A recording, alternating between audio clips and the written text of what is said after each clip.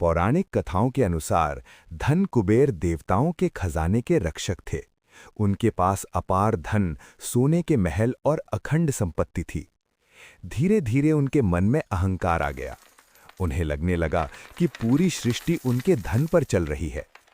एक दिन कुबेर ने सोचा, मैं इतना धनी हूं कि स्वयं भगवान शिव और माता पार्वती को भी अपनी दौलत दिखा सकता हूं। इस अहंकार के साथ कुबेर कैलाश पर गए और शिव पार्वती को भोज पर आमंत्रित किया। शिवजी उनके मन का भाव समझ गए पर कुछ बोले नहीं। पार्वती जी ने मुस्कुराते हुए कहा, हम स्वयं नहीं आएंगे, हम अपने पुत्र गणेशा को भेजेंगे। कुबेर को लगा एक छोटा सा बालक क्या ही खा लेगा। गणेशा जी कुबेर के सोने के महल पहुंचे।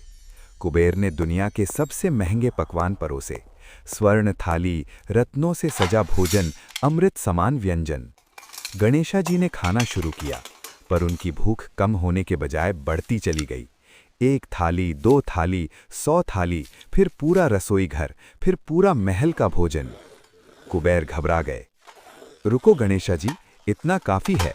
पर गणेशा बोले, जब तक पेट नहीं भरता, भूख नहीं मिटती। धीरे धीरे कुबेर का सारा धन, सारा भोजन, सारी संपत्ति खत्म हो गई, पर गणेशा जी की भूख शांत न हुई। अब कुबेर के पास देने को कुछ भी नहीं बचा। लाज, भय और पछतावा उनके चेहरे पर था। वे कांपते हुए माता पार्वती के पास गए और बोले, माता, मैंने अपनी दौलत का घमंड किया, मुझे माफ कर दीजिए। पार्वती जी ने एक मुट्ठी भरा हुआ भुना हुआ चावल, लाजा, गणेशा जी को दिया। गणेशा जी ने जैसे ही उसे खाया, उनकी भूख तुरंत शांत हो गई। तब पार्वती जी ने कहा, धन से भूख नहीं मिटती, विनम्रता और भक्ति से मिटती है।